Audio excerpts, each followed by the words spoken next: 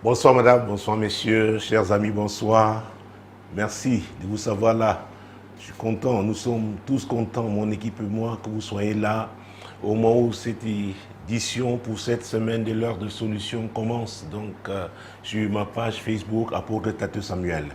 Ce soir encore, nous avons des courriers, je vous dirai, je sais combien, sur combien nous pencherons, mais ce qui est sûr, ce sera un moment bénissant. L'Esprit de Dieu va nous conduire, étant bien sûr sous la couverture du sang de Jésus. Donc c'est parti avec le premier courrier. Bonsoir apôtre, je me nomme Victor, je suis chrétien. L'année passée, je me suis marié civilement au Cameroun au mois d'octobre sans bénédiction à l'église. Je vis à l'étranger, Allemagne. J'y suis retourné laissant ma femme au pays. Depuis mon retour, je ne porte plus l'anneau de mariage parce que je ressens des douleurs au niveau de l'annulaire, doigts qui portent l'anneau, qui vont jusqu'au dos. J'ai déjà prié et je suis allé dans les hôpitaux sans résultat. J'étais au Cameroun et me suis fait consulter. Le spécialiste en nerfs, neurologue, m'a fait savoir que je dois être opéré sans précision. Je tiens à rappeler que ma mère s'était séparée de mon père alors que j'avais 3 ans. J'étais un grand frère qui vivait dans le concubinage. Apôtre, que le Seigneur vous utilise pour mon cas. Mon Dieu, mon roi. Il s'appelle comment, Victor, c'est ça? Oui, Victor vient en Allemagne. Alors, je dois franchement le dire, hein, si c'est le couloir médical, c'est le côté médical qu'il faut explorer, je pense que l'Allemagne est mieux outillée que nous et que de ce côté-là, il peut avoir j'allais dire, un diagnostic plus clair et même une meilleure prise en charge. Qu'on lui dise au Cameroun qu'on doit seulement l'opérer sans lui dire pourquoi, ça ne me paraît pas assez clair. Donc s'il choisit de se tourner vers la médecine, c'est mieux, n'est-ce pas, du côté de l'Allemagne où il se trouve, où il réside. Mais seulement, je le rappelle toujours, et dans mon ouvrage, n'est-ce pas, Source de malheur au 2e chapitre, je parle de rechercher la cause. C'est très, très important. Vous savez, le mariage, c'est un moment de joie, vraiment, on est content parce qu'on entre dans une nouvelle saison de sa vie, mais j'ai rencontré beaucoup de personnes dont la joie était de courte durée. Pas parce que ces personnes étaient de mauvaises personnes, hommes comme femmes, pas parce qu'elles ne voulaient pas voir leur mariage, n'est-ce pas, réussi, mais tout simplement parce que, mon Dieu, mon roi, il y avait des barrières hostiles au mariage. Il s'appelle dans la vie de l'homme ou de celle de la femme, ou les deux même à la fois. Cela veut dire quoi?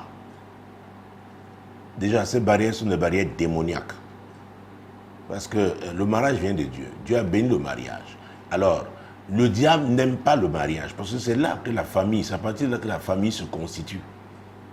Alors, il sait que quand il s'attaque au mariage, vraiment, c'est la famille qui est attaquée, c'est la société qui l'est. Alors, quand on ne connaît pas sa famille, on ne fait pas attention à l'environnement dans lequel même on a vécu, parce que pour certains, ça peut être la famille, pour d'autres, le quartier dans lequel, n'est-ce pas, ils sont nés ou ils ont grandi. Il y a des quartiers comme ça, même dans cette ville de Douala. Vous y allez, vous trouvez le grand-père avec le petit-fils dans la même maison. Pas parce que ces personnes, n'est-ce pas, ne voulaient pas aller s'établir ailleurs, mais elles luttent contre des forces invisibles.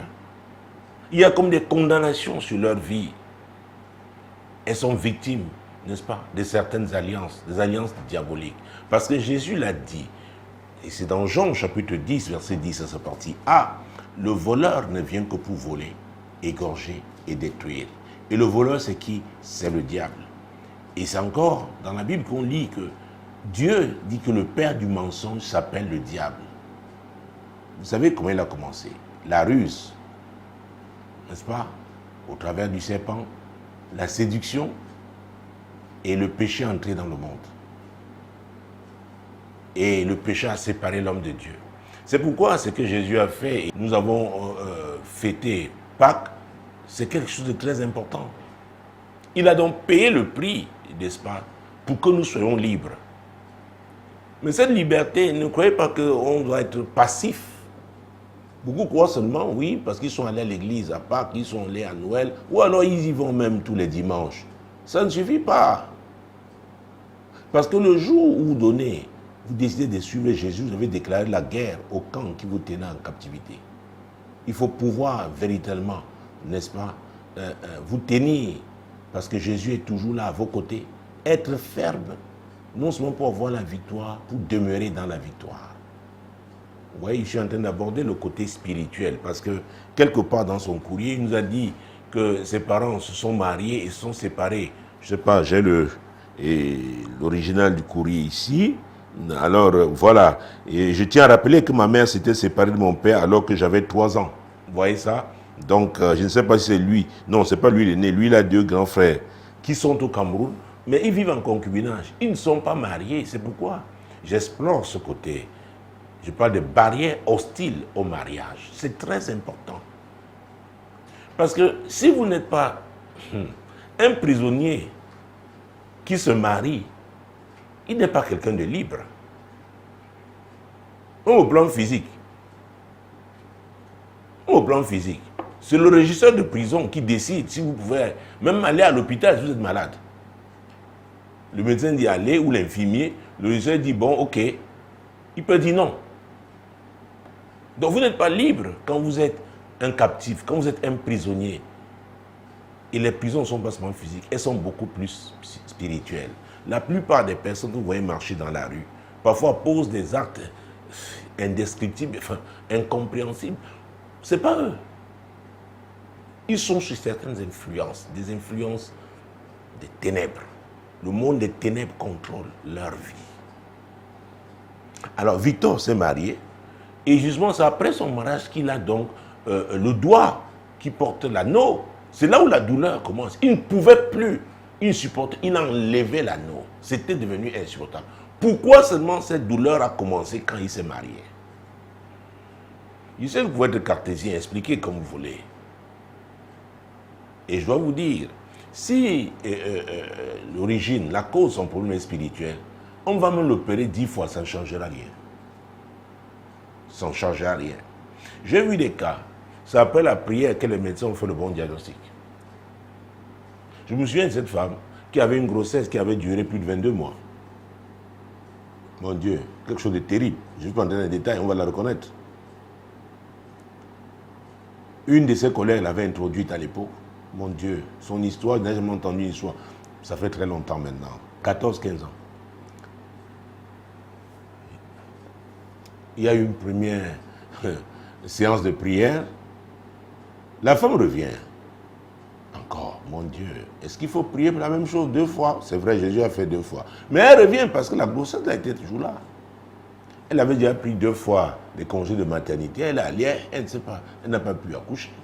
Elle est revenue au travail avec ce ventre. Mon Dieu. Et à l'époque, la maison de prière du Cameroun, n'est-ce pas, chaque mois, nous tenions notre réunion mensuelle dans une salle de cinéma de la ville. Et elle m'a retrouvé là-bas. Parce que je clôturais toujours la session. Il y avait des moments de délivrance, de guérison. Et Dieu faisait de très, très grandes choses. Comme il continue d'en faire d'ailleurs. Mon Dieu.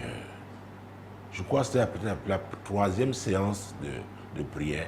Toutes les échographies qu'elle avait faites avaient montré un seul enfant.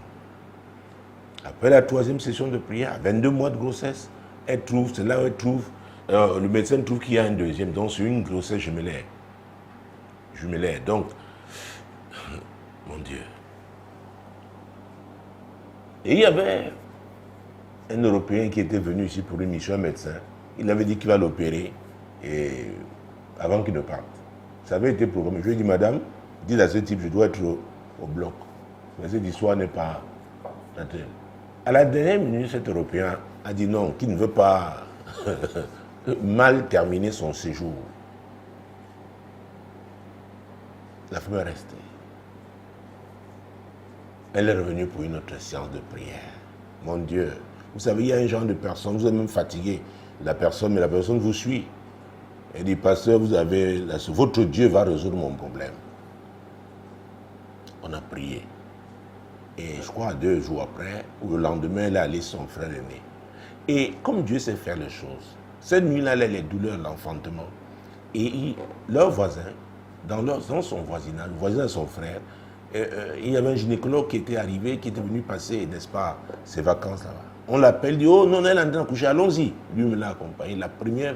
Au premier centre de santé, le premier enfant est sorti. Il dit, bon, ça va. Il dit, docteur, on m'avait dit qu'il y a 2. Il dit, mais quoi, je ne pense pas, moi, mon expérience. Finalement, le deuxième est sorti. Je ne peux pas vous dire après combien de temps. Est-ce que c'est normal qu'une femme traîne une grossesse pendant 22 mois? Vous croyez? Près de 200. Et que de nombreuses échographies ne montrent qu'un enfant. Maintenant, on dit grossesse gémellaire. Donc, regardez, dans certains cas dans la Bible, Jésus a chassé le démon et il a guéri le malade. Dans d'autres, il a chassé le démon, comme il partait, la maladie est partie. Donc, il y a ce monde de l'invisible, oui, qui peut être responsable de beaucoup d'afflictions, qui est d'ailleurs responsable de beaucoup d'afflictions. Beaucoup d'afflictions. Les maris spirituels, que ce soit chez les hommes ou les femmes. Ah oui. Maintenant, les malédictions, on peut les hériter.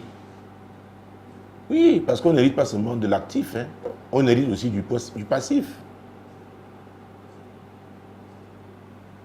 Donc, Victor, c'est juste après ton mariage comment avoir mal à ce doigt et ça affecte tout le corps. Donc, c'est la pression qui est mise sur toi.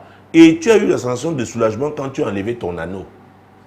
Croyez-moi, c'est incontable. Pendant les sessions de prière, ceux qui sont dans cette assemblée ou qui suivent mon ministère depuis plus de 20 ans, n'est-ce pas, ils ont vu plusieurs fois les femmes mariées, elles enlèvent, c'est-à-dire foutent le camp et jettent. Plusieurs fois. Pourquoi? Parce qu'elles n'aiment pas leur mari? Non. Elles sont sous l'influence de mauvais esprits. C'est pourquoi j'ai toujours dit, aussi bien à l'homme qui veut se marier ou à la femme, n'est-ce pas, qui aspire au mariage, il est important de faire un travail préalable. En ce qui concerne votre propre famille, votre milieu. Est-ce qu'on se marie chez vous? Oui.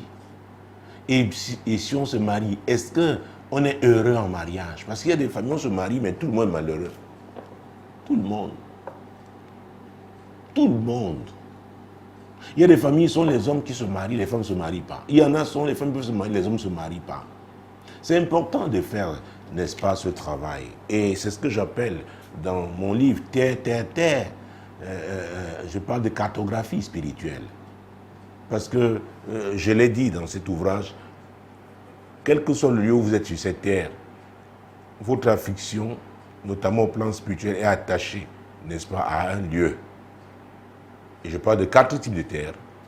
La terre ancestrale, la terre natale, la terre d'accueil, la terre d'alliance. Vous avez vu?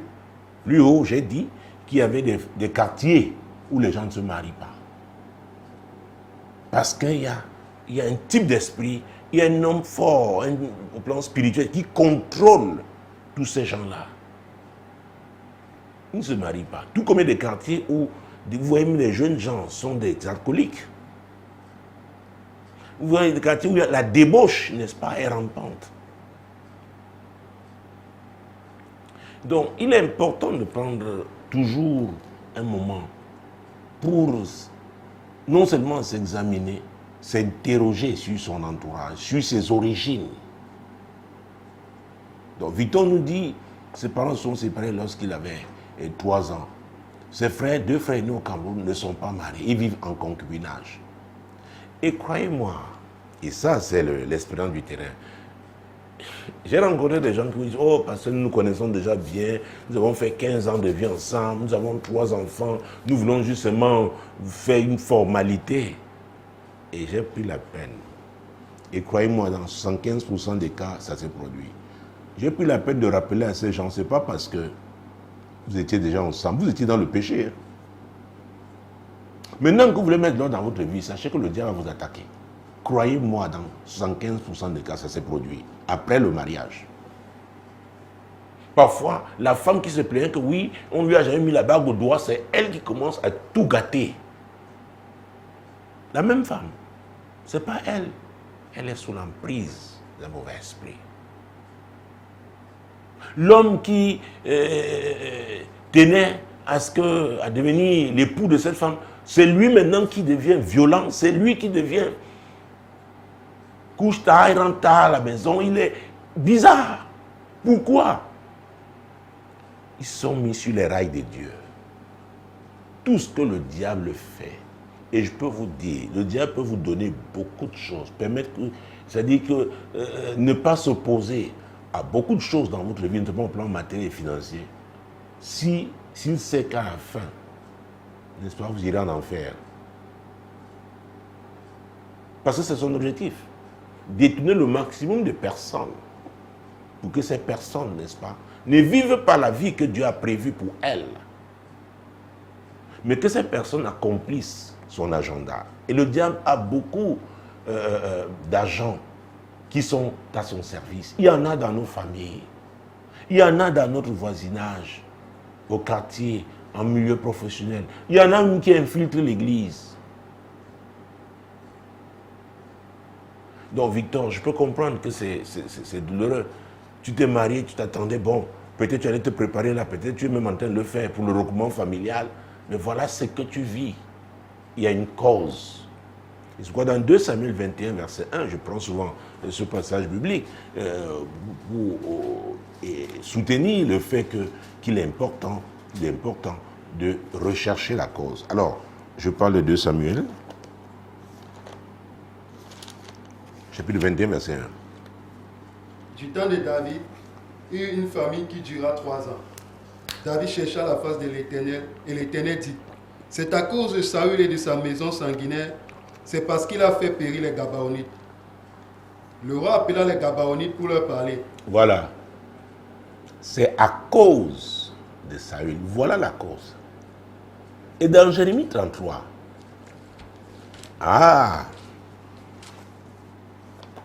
Dieu nous donne un conseil. Ah oui, Dieu nous donne un conseil. Jérémie 33, verset 3. Invoque-moi et je te répondrai.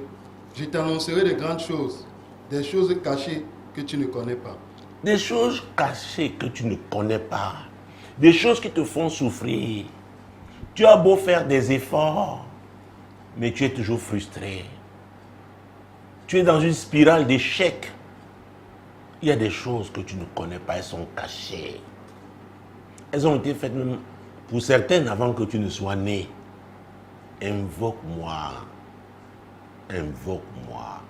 C'est pourquoi je dis, c'est la responsabilité de tout pasteur d'enseigner et d'encourager les chrétiens à développer une relation personnelle avec Dieu. C'est très important.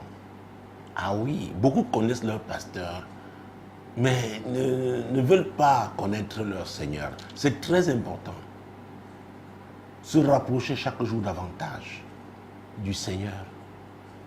Je le rappelle toujours, ici et ailleurs d'ailleurs, que nous sommes des missionnaires. J'ai fait une série, n'est-ce pas, intitulée « Ta mission ». Sur un programme que j'anime sur Radio Solution TV, appelé « Tu dois comprendre ». Oui, j'ai développé pendant des semaines, une thématique sur ta mission. Le diable s'oppose à cette mission-là, celle que Dieu t'a assignée. Il vient nous embrouiller et le jour où vous rencontrez celle-là ou celui-là vous rencontre que Dieu a prévu pour vous, sachez que les combats que vous allez mener, parce que c'est ce que Jésus a dit, si deux d'entre vous s'accordent pour me demander une chose quelconque, mon Dieu, mon roi. Et c'est pourquoi, mesdames, messieurs, vous qui êtes mariés, vous devez comprendre pourquoi le diable s'attaque au mariage. Il s'attaque particulièrement au mariage. Ah oui, parce que si les époux s'accordent, alors il a des problèmes. Le premier foyer d'intercession pour l'Église, c'est la maison. Pour ceux qui sont mariés là. Ah oui. Jésus a été clair. Donc nous sommes dans Matthieu 18. Mon Dieu, mon roi. Verset 19. Je vous dis encore que si deux d'entre vous s'accordent sur la terre pour demander une chose quelconque, elle leur sera accordée par mon Père qui est dans les cieux. Jésus s'adresse à ses disciples, s'adresse aux chrétiens. Si deux d'entre vous, c'est pourquoi le diable fait tout pour créer la division, à tous les niveaux, en commençant dans le mariage. Et qu'est-ce qu'il dit au verset 20? Car là où deux ou trois sont assemblés en mon nom, je suis au milieu d'eux. Donc, un foyer chrétien, Jésus est là. Jésus est là. Cette maison est sa maison. C'est pourquoi le diable s'attaque au mariage. Donc, on doit être enseigné, on doit comprendre et on doit payer le prix. Je pense que c'est le prix de la fidélité. Pour demeurer avec lui et marcher dans la victoire. Ça ne veut même pas dire qu'on n'aura pas de problème. Écoutez, même un boxeur, vous apprenez qu'il est champion du monde. Pendant ces différents combats, il a pris des coups. Ah oui, parfois même se retrouve à l'hôpital. Mais c'est lui qui a la médaille d'or aux Jeux Olympiques. En fonction, n'est-ce pas, de sa filière dans la boxe. Oui. Et je parlais donc de condamnation. Et ça nous amène à lire le livre de Jérémie, revenir encore sur Jérémie, parce que nous étions au chapitre 33 tout à l'heure. Cette fois-ci, nous sommes au chapitre 22. Jérémie, chapitre 22. Mon Dieu, mon roi. Jérémie, chapitre 22. N'oubliez pas que j'ai dit qu'il était très important, n'est-ce pas, de rechercher la cause. Jérémie 22. Jérémie chapitre 22, Jésus-Christ de Nazareth, versets 29 et 30. Terre, terre, terre, écoute la parole de l'Éternel. Ainsi parle l'Éternel. Inscrivez cet homme comme privé d'enfant, comme un homme dont les jours ne seront pas prospères. Car nul de ses descendants ne réussira à s'asseoir sur le trône de David et à régner sur Juda. J'ai commencé par parler des barrières démoniaques, ces barrières démoniaques hostiles au mariage. Alors, quand il y a une telle condamnation sur votre famille, et vous êtes le premier à vous marier, oh, mon Dieu, mon roi, l'enfer va se déchaîner. Oui. Une pression sera mise sur vous. Ah oui, pas une pression ordinaire. Hein. Et ça peut venir de plusieurs côtés à la fois.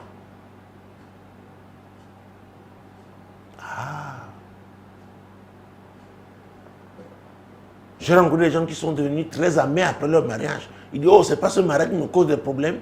Je les regarde. Les mêmes gens qui étaient très enthousiastes. Oh, depuis je connais, je suis avec cet homme, ma vie, c'est gâté. Toi-même, tu te connais. Depuis que je suis avec cette femme, voilà, je dépense toujours mon argent pour les médicaments. Toi-même, tu te connais.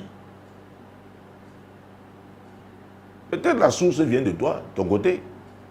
Parce que quand ici, oh mon Dieu, vous comprenez pourquoi les féticheurs aussi parlent la terre. Or, c'est Dieu qui parle ici, le créateur de toutes choses. C'est nous qui devions parler à la terre parce que nous sommes des fils. Dans Romains 8, 19, la Bible déclare, aussi la création attend-elle avec un ardent désir la manifestation des fils de Dieu. Pourquoi elle a été soumise à la vanité?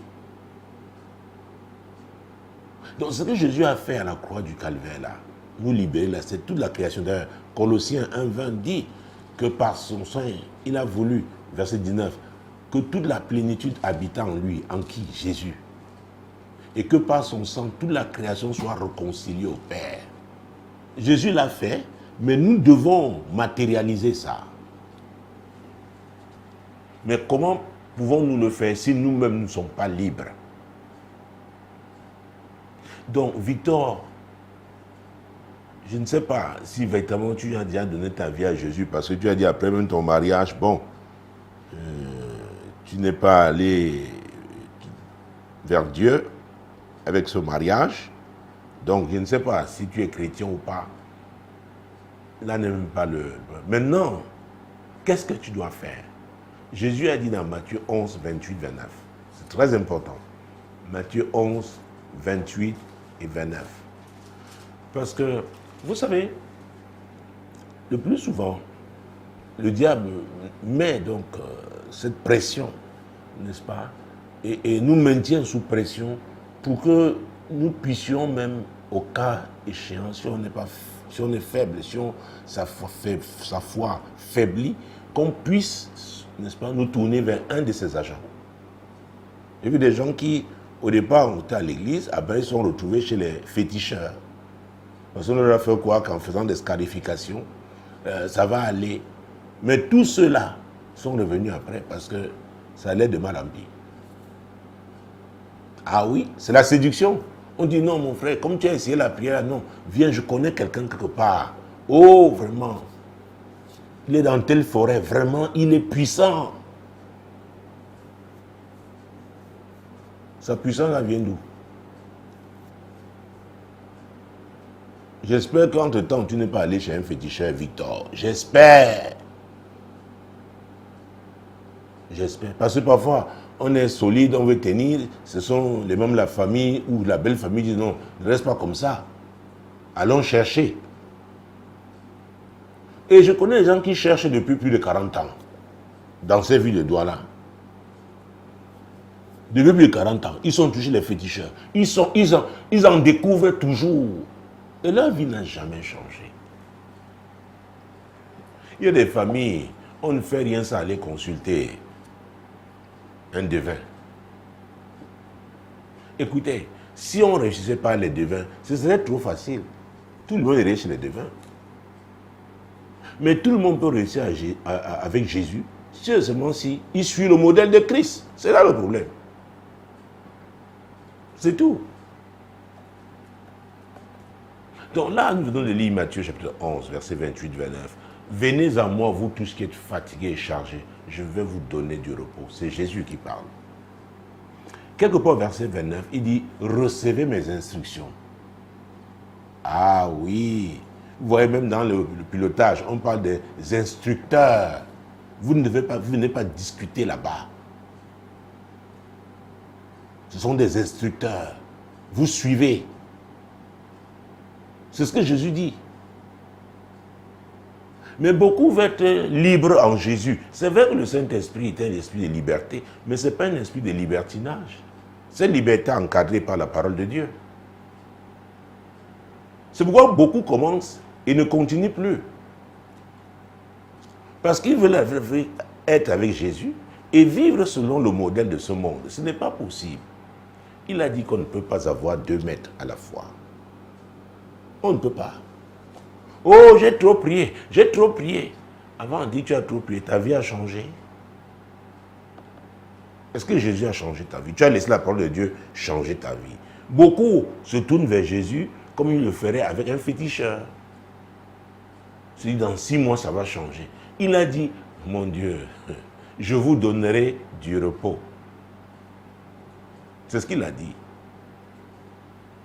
Et chacun vient avec son idée du repos. Ce que ça veut dire. C'est pourquoi même Jésus a dit, vous connaîtrez la vérité et la vérité vous affranchira. La version française courant dit, et la vérité vous rendra libre. Donc quand on choisit Jésus, on doit vraiment venir entièrement. Il n'y a pas de mélange. Non, non, non, non. Il n'y a pas. C'est pourquoi on dit, vous là, vous êtes très difficile, vous êtes dur, vous croyez que vraiment...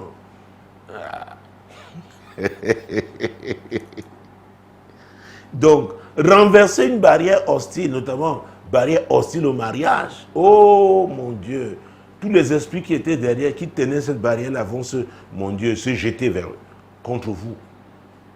Ah oui. Parce que vous venez ouvrir une voie pour que les autres...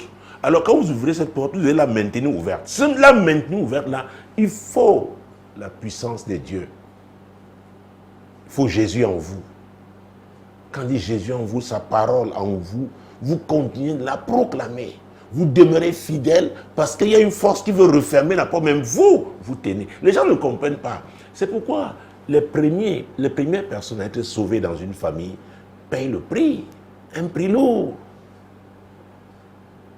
Parfois, ceux pour qui vous tenez même se moquent de vous. Vous devez tenir. C'est comme ça, il y a quelqu'un que le Seigneur utilise pour ouvrir la voie. Il encaisse, il prend des coups. Mais il faut tenir. Tenir ferme. Alors, si je pouvais récapituler, Victor, je commencerai par là où je suis. Les derniers versets que nous avons lus, notamment le verset 28 de Matthieu 11. Venez à moi, vous tous qui êtes fatigués et chargés. Jésus promet de donner du repos. Ah oui, le premier conseil. Et tu n'es plus seul, tu es avec ta femme. C'est vrai là encore au Cameroun, mais c'est possible. Vous vous accordez, demandez pardon au Seigneur pour vos péchés, parce que vous êtes convaincu que sans lui, c'est lui qui est le sauveur. C'est lui qui est le sauveur. C'est vrai, quand ça fait mal, on va vers le Seigneur. Vous savez, on ne peut pas jouer avec Jésus. Parce que l'homme qui est dehors là, le diable, il est méchant. Alors, si vous vous contentez du soulagement pour retourner à vos vomissures, le diable va vous rattraper. Ce sera terrible. D'ailleurs, lisons Matthieu, avant que je continue la récapitulation. Matthieu chapitre 12. Jésus a donné un enseignement très important. Très important. Et parfois, il arrive que nous le négligeons. Matthieu 12, versets 43 à 45. Lorsque l'esprit impur est sorti d'un homme, il va par des lieux arides, cherchant du repos, et il n'en trouve point. Alors il dit, je retournerai dans ma maison d'où je suis sorti. Et quand il arrive, il la trouve vide, balayée et ornée. Il s'en va et il prend avec lui 7 autres esprits plus méchants que lui. Il entre dans la maison, s'y établissent, et la dernière condition de cet homme est pire que la première. Il en sera de même pour cette génération méchante. Oui. Ne vous empressez pas d'aller à la prière qu'on chasse un démon. Vous savez que Dieu peut le chasser au nom de Jésus. Mais après, vous allez vivre comment? Parce que la Bible dit que ce démon va revenir. Il ne reviendra pas seul. Il reviendra avec cet esprit plus méchant que lui. Ce qu'on voit des gens, ils ont 10, 15 ans, 20 ans dans la foi. Leur vie n'a pas de sens. Vous voyez le désordre, la confusion et tout. Ils n'ont pas été sérieux avec Dieu. Ils étaient assis à l'église, mais leur vie n'a pas changé. Ah oui! Je me souviens de l'histoire de cette femme. Elle me dit, oh papa, je suis dans la foi. Je crois que c'était depuis 15 ans. Je vois qu'elle avait 3 enfants. Quand je vois leur âge, mon Dieu. Ah! Le dernier, je crois, avait... L'aîné avait, je crois, 12 ans. Elle est dans la foi depuis 15 ans. Quel genre de foi? Il a dit comment elle a prié. Je dis, mais le père de ses enfants, papa, non, c'est pas avec un seul homme. Elle en avait fait avec 2. Et elle dit que les hommes l'ont envoûté. J'ai dit, mais toi, tu n'as pas honte, t'envoûtes seulement. Vous voyez? Il y a des gens bizarres à l'église. Oh Seigneur, qui crie Seigneur? Qui? Donc on doit être vrai, on doit être sincère. Quand on s'engage totalement. Ah oui. Et on doit demeurer avec Jésus. Et les gens qui vous connaissent verront comment la parole de Dieu a transformé votre vie.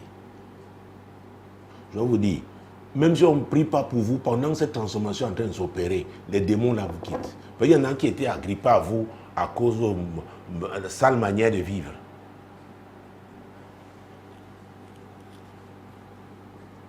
Donc venez à moi, vous tous qui êtes fatigués et chargés, je vais vous donner du repos. Il dit, recevez mes instructions, donc demeurez avec Jésus. Ah, c'est très important, Victor. Très, très important. Et comme je l'ai dit plus haut, n'est-ce pas, il y a des diagnostics qui sont faits, qui deviennent clairs quand Jésus est là. Parce que le diable, il crée la confusion à tous les... Oh mon Dieu. Il y a des radios, on ne voit rien. Après quelques temps, après la prière, le même radiologue, le même appareil, maintenant on voit. Ça peut arriver. Donc le point de départ, c'est Jésus. Le laisser nous transformer, s'abandonner donc à lui. C'est très très important. Et pendant qu'on le fait, on va donc lui demander, Seigneur, qu'est-ce qui ne va pas? Je n'ai pas de rechercher la cause. Seigneur, je ne comprends pas. Qu'est-ce qui ne va pas? Dieu va vous répondre. La Bible dit dans Job 33, 14, 15, il parle tantôt d'une manière, tantôt d'une autre. Dieu va vous répondre. Ah oui. Il peut envoyer un de vos oncles qui, un jour, il se met à parler de votre famille, tu ne sais pas pourquoi, c'est à ce moment il se met à raconter l'histoire de votre famille. Dieu te donne des informations. Ah oui. Parfois même, je vais vous dire, et ça sont des expériences du terrain, c'est pourquoi je vous dis, il y a deux manières même d'identifier les sources, n'est-ce pas, la source, son problème, la cause. Si vous êtes dans une église où la puissance de Dieu se manifeste, il y a un niveau de puissance, les démons sont sous pression, ils vont réagir. Qui l'a amené ici? Qui l'a amené ici? D'ailleurs, ce n'est pas son père qui m'avait donné, ce n'est pas son père. Oui, peut-être il y a eu un deal avec le diable. Il y a des parents qui ont livré leurs enfants pour les promotions. Ah oui. Maintenant, tu viens à l'église, on commence à prier, le démon dit non, ça ne se passe pas comme ça. J'ai donné des choses à ton père et ton père t'a livré. Oui. C'est pourquoi c'est important. Et je dis toujours aux gens, laissez l'Esprit de Dieu vous conduire à l'église où Jésus vous attend. Il connaît vos problèmes et c'est lui qui est la solution. On ne va pas seulement parce que l'église est belle, elle est... Oui, je n'ai rien contre la beauté. Non, au contraire, la maison de Dieu devait être belle. Mais laissez-vous conduire à Dieu. Il y a des gens, parfois, leurs problèmes commencent à être résolus. Ils ont quitté là où Dieu les avait placés. Si ils sont sauvés, ils ont au ciel. Mais ici, nous n'avons pas accompli la volonté de Dieu. C'est pourquoi tout chrétien se pose la question, est-ce que je suis là où Dieu m'attend? C'est très important. C'est très important. Ça ne veut pas dire que celui-là, c'est là où on n'a pas de problème. Les gens disent, oh vraiment, dans l'église, on a trop de problèmes, vraiment, oh. Vous connaissez une église, il n'y a pas de problème. Aussi, nous sommes sur cette terre. Cette terre corrompue ici. Toi-même, tu n'es pas un agent de problème. Parce que plus souvent, ceux qui se plaignent comme ça, ils sont comme des moustiques à l'église. Quand ils piquent, mon Dieu. Il y en a qui disent, oh, il n'y a pas d'amour ici, il n'y a pas d'amour. Avant de réclamer l'amour, donne l'amour. Donc, Victor, c'est à toi et ton épouse de décider aujourd'hui. C'est Jésus. C'est lui seul qui peut vous sauver, qui peut vous délivrer, vous guérir et vous rendre heureux dans votre mariage. Ah oui. Je pense que ce mariage est venu seulement exposer un problème qui était déjà là. Cette barrière hostile. Mais Jésus est venu libérer les captifs. Donc fais-lui confiance. Faites-lui confiance, ta femme et toi. Et soumettez-vous entièrement à lui. Développez cette communion. Vous savez, aujourd'hui, avec les nouvelles technologies, vous pouvez prier avec quelqu'un à distance. Oui, vous accordez, vous priez. Là-bas, tu trouves une église. Tu dis, bon Seigneur, même moi, dans une église, il y a des églises en Allemagne. Je connais des gens même en Europe qui font 40, 50 km de train pour aller le dimanche dans une église. Parce que c'est Dieu qui les y envoie. Donc, c'est ça. Parce qu'il faut entretenir cette foi. Et chaque jour, vous partagez le fruit de vos méditations, la parole de Dieu. On bâtit sa vie chrétienne. C'est très important. Et croyez-moi, vous aurez la victoire. Et vous raconterez votre histoire qui va édifier beaucoup d'autres personnes. Je crois que nous allons même prier. Prions pour tous ceux-là qui, depuis qu'ils sont mariés, connaissent des difficultés, des problèmes qu'ils n'avaient pas avant. Prions afin que Dieu leur révèle non, qu'ils se rapprochent de Dieu pour identifier la cause. Seigneur notre Dieu, nous prions pour tous ceux-là qui sont mariés. Seigneur, dans leur mariage, ils vivent des situations, mon Dieu, qu'ils n'avaient jamais imaginées. C'est très dur pour eux. Seigneur, nous prions afin qu'ils se rapprochent de toi pour identifier la cause, pour avoir la révélation, la source de leur malheur. Oh Dieu, fais-le au nom puissant de Jésus. Et le deuxième sujet de prière, je veux prier. Prions pour tous ceux, nos amis, qui aspirent au mariage. Peut-être il y en a qui... les problèmes ne s'exposent pas encore parce qu'ils ne sont pas encore mariés. Il est mieux que avant le mariage, que ces problèmes-là, n'est-ce pas, se manifestent afin qu'ils les affrontent au nom de Jésus et qu'ils se marient totalement libres pour accomplir les desseins de Dieu. Seigneur, tu es Dieu.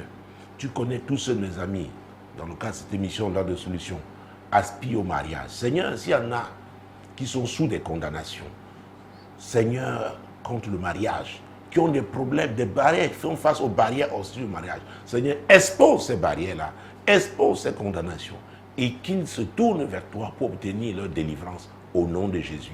Amen. Deuxième courrier. Bonsoir apôtre. Je vous prie de m'aider à prendre une décision au niveau professionnel. J'ai une opportunité pour un poste de travail en Afrique qui me permet d'obtenir le double de mon salaire actuel au Cameroun. Et j'ai un mois pour décider. Veuillez me répondre s'il vous plaît, Alain. Vous voyez, voilà le genre de courrier qu'on envoie au pasteur, le genre de situation qu'on pose au pasteur. On ne donne pas tous les éléments au pasteur. Et on veut comme ça, un coup de baguette. Je ne veux pas dire le mot qui suit parce que ce n'est pas de Dieu. On veut la solution, l'orientation, le conseil approprié.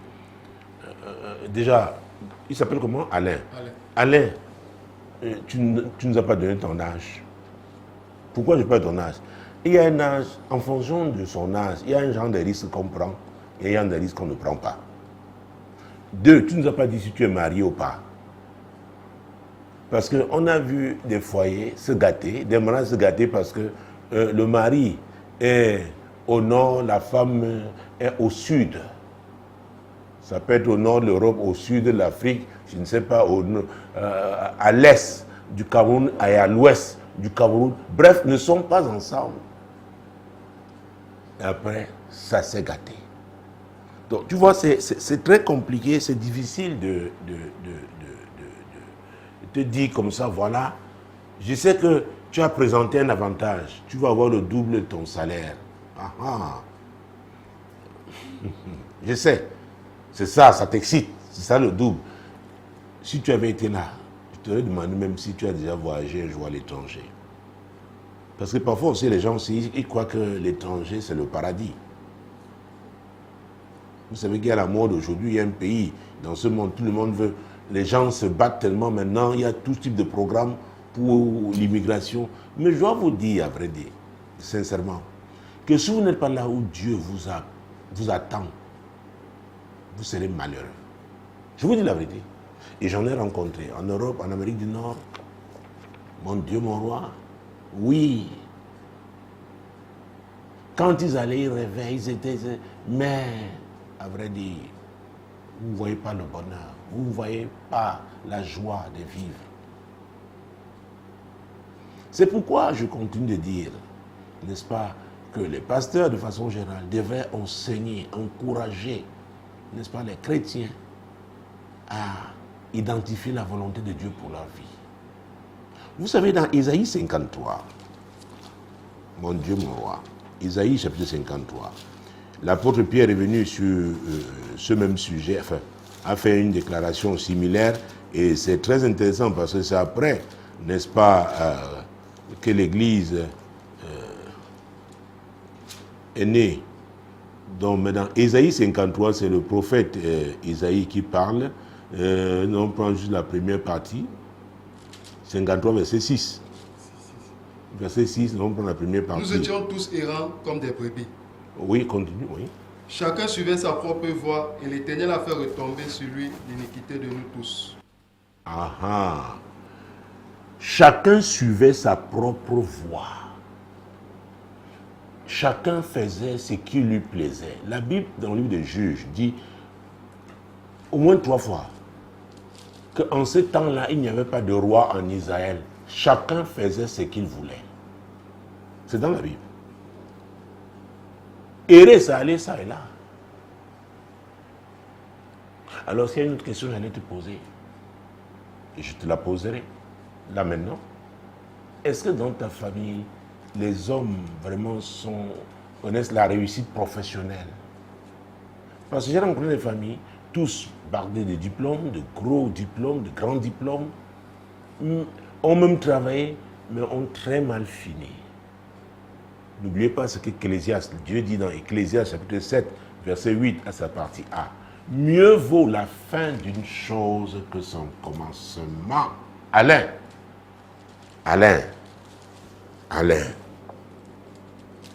Ah oui, je parlais de l'apôtre Pierre qui a repris ce verset 6 d'Ésaïe, cette première partie du verset 6 d'Ésaïe que nous venons de lire. Je crois que c'est dans 1 Pierre chapitre 2, mon Dieu, mon roi, 1 Pierre chapitre 2, verset 25. Car vous étiez tous comme des brebis errantes.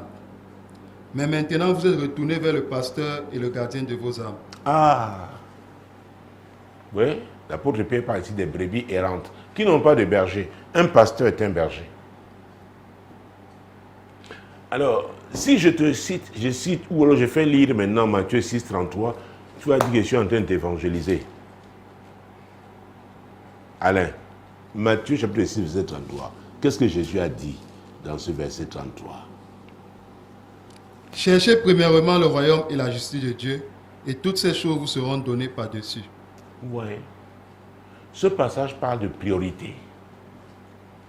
Quelles sont tes priorités? Quelles sont tes priorités? Je connais des gens qui ont dit, oh, je veux bosser dur, je veux. Ils sont allés, sont retrouvés dans des pays, on peut avoir 2 boulots, parfois 3 boulots.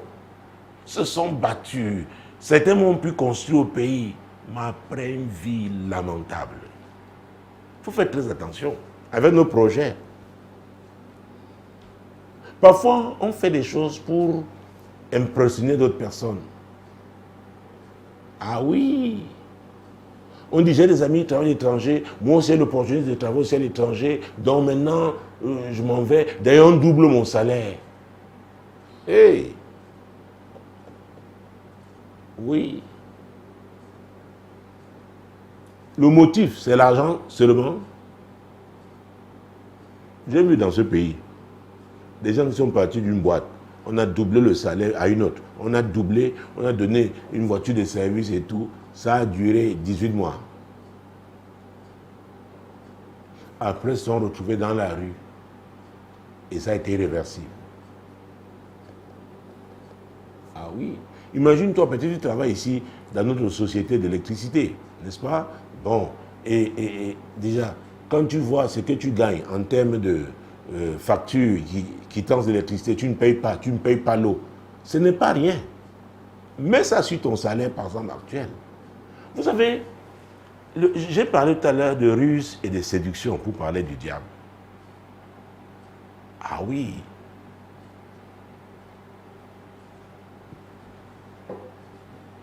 Il y a des événements imprévus. Il y a dans ce continent des pays instables. Tu y vas.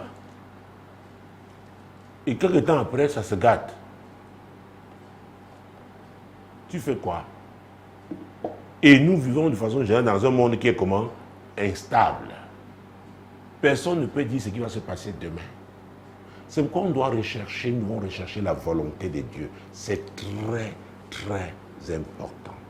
Et quand je cite Somme, chapitre 127, verset 1, tout comme nous venons de lire le verset 33 de Matthieu 6, ces passages bibliques, on peut les appliquer vraiment dans tous les domaines de notre vie. Tout comme Ésaïe 53, verset 6, à partir A que nous avons lu, ou 1 Pierre 2, 25. On peut pratiquer, c'est-à-dire utiliser ces passages bibliques pour tous les domaines de notre vie. Alors, nous lisons. Si l'Éternel ne bâtit la maison, ceux qui la bâtissent travaillent en vain. Si l'Éternel ne garde la ville, celui qui la garde veille en vain. Ah, ah. Ta maison, là, c'est ta vie. C'est pourquoi nous avons lu, en terminant le premier courrier, venez à moi, vous tous qui fatigués, chargés, je vais vous donner du repos. Il y a des gens qui courent toujours. Au départ, j'ai parlé de l'âge. Il y a un certain âge, quand on atteint cet âge, il y a des risques qu'on ne doit pas prendre au plan professionnel, notamment en étant instable. Il faut faire très attention. Donc, je n'ai pas eu cette information. Mais Dieu dit que s'il ne nous bâtit, nous sommes incapables de nous bâtir nous-mêmes. L'homme est si fragile. Il y a tellement d'événements imprévus dans la vie. Qui savait qu'on aurait une crise, une pandémie comme le coronavirus? Qui?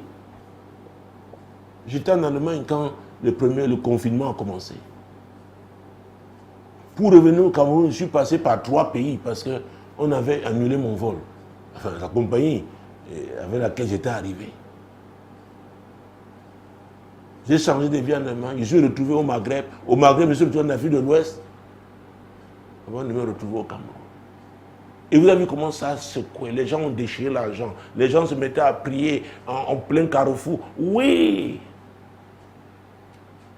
Alors, si ce n'est pas l'Éternel qui vous a établi, il y a des gens, ils crient à Dieu, Dieu s'étonne. Dieu dit, mais il est où? Souvenez-vous dans le livre de Genèse. Dieu est venu le soir, il dit, mais Adam, où es-tu? Il n'a pas retrouvé Adam là où Adam était souvent. La ruse, la séduction du diable, c'est ce que le diable fait toujours. Nous amener à quitter notre place, notre position, là où Dieu nous a établis. Ah oui. Vous pouvez être à la recherche d'une maison, vous avez 2 maisons, mais une est si belle, mais vous ne savez pas si elle est hantée. Il y a des maisons bien peintes, mais elles sont hantées. Vous ne pouvez pas dormir dans la maison là. Il y a des maisons où tous les locataires, les gens sont passés par là, ont divorcé. Il faut faire très attention.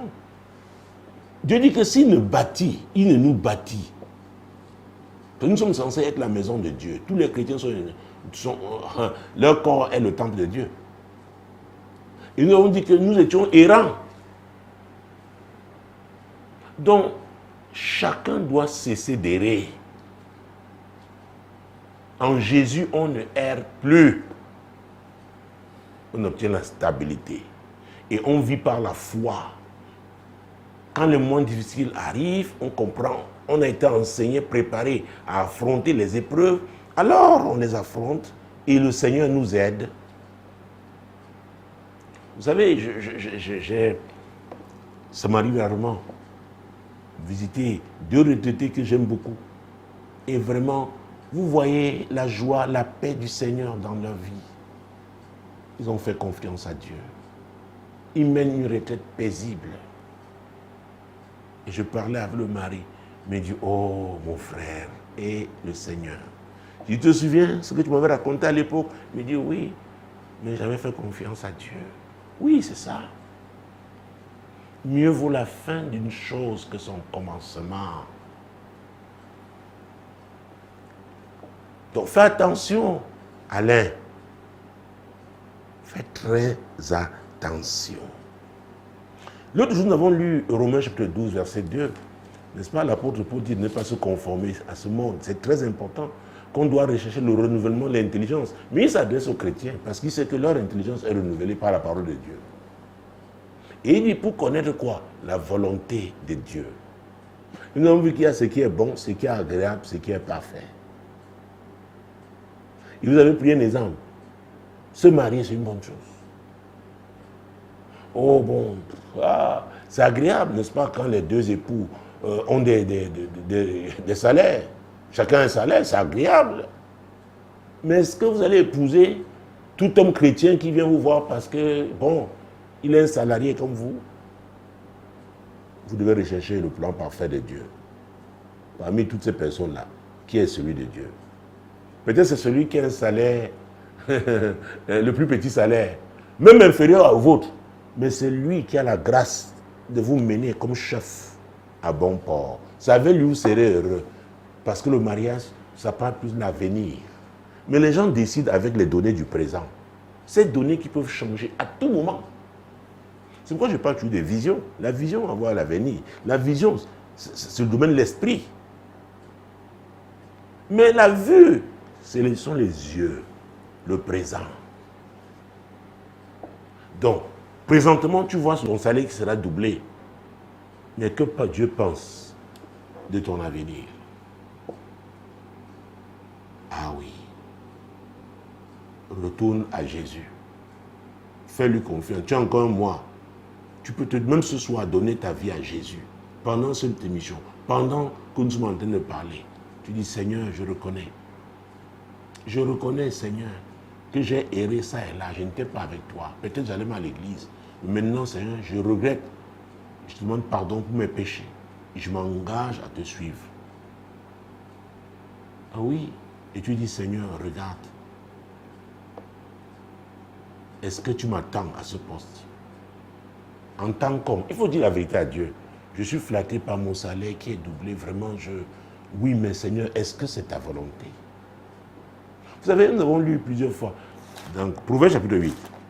C'est très important. Il faut parler à Dieu comme on parle à papa. Il est notre papa. 8, versets 11 et 12. Car la sagesse vaut mieux que les perles. Elle a plus de valeur que tous les objets de prix. Moi, la sagesse, j'ai pour demeure le discernement et je possède la science de la réflexion. Oui. La sagesse nous permet de bien nous conduire, de prendre de bonnes décisions. Et elle a pour demeure quoi? Le discernement. L'aptitude à distinguer le bien du mal. Faire la différence entre deux. Donc c'est Dieu. Il faut retourner à Dieu.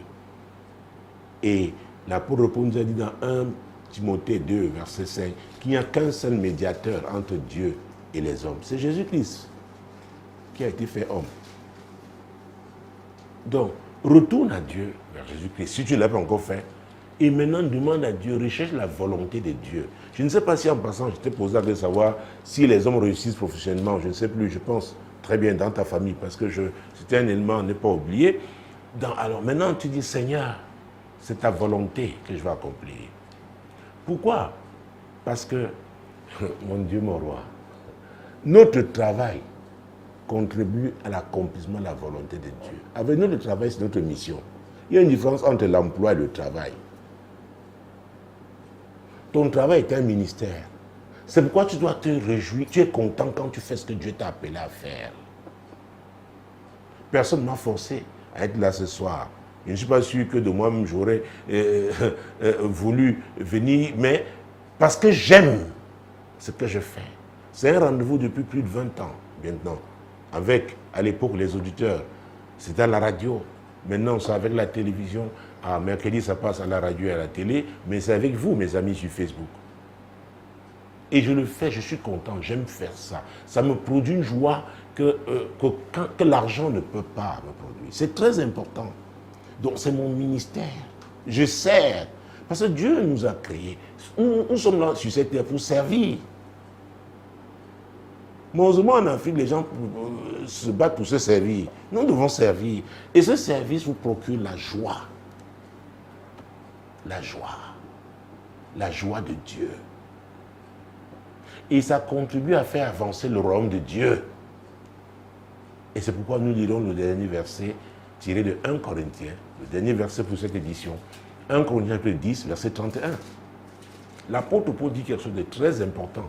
Parce que je suis arrivé à la fin du programme déjà. Soit donc que vous mangiez, soit que vous buviez, soit que vous fassiez quelque autre chose, faites tout pour la gloire de Dieu. L'apôtre Paul dit, faites tout pour la gloire de Dieu.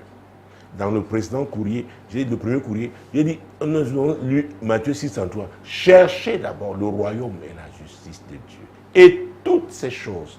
Donc, Alain, si tu mets Jésus devant, Jésus sait ce dont tu as besoin. Il te le donnera au temps convenable. Déjà, rends-lui grâce pour l'emploi que tu as aujourd'hui. Rends-lui grâce. Parce que tu lui as rendu suffisamment grâce pour ça. Et maintenant, recherche sa volonté. N'est-ce pas? pour l'avenir. Et si ça passe par cet emploi dans un autre pays africain où tu as le double de ton salaire, alors tu iras. Mesdames, Messieurs, prions pour tous ceux-là qui doivent prendre des décisions importantes pour leur vie. C'est très important. Il y a des tournants décisifs. S'il vous plaît, chers amis, prions pour tous ceux-là. Oui, dans notre famille, qui doivent prendre des décisions importantes. Prions pour eux au nom de Jésus. Seigneur, je te présente tous mes amis, n'est-ce pas, sur ma page Facebook, dans le cadre de ce programme, l'heure de solution. Seigneur, qui doivent prendre des décisions importantes. Ils sont à un tournant décisif. Oh Dieu, ne permet pas qu'ils fassent des erreurs, qu'ils se trompent, qu'on les manipule. Seigneur, qu'on les séduise. Seigneur, ne permet pas. Nous prions afin que chacun identifie ta volonté. Et même si c'est dur pour la personne, qu'elle choisisse de faire ta volonté, c'est pour ta gloire. Madame, merci. Monsieur, merci d'avoir été là. Chers amis, merci. Le prochain rendez-vous, c'est lundi prochain, là, c'est à 21h. Demeurez bénis. Déjà, nous retrouvons jeudi à partir de 21h, n'est-ce pas, dans le cadre du 237 en prière. Shalom. Shalom.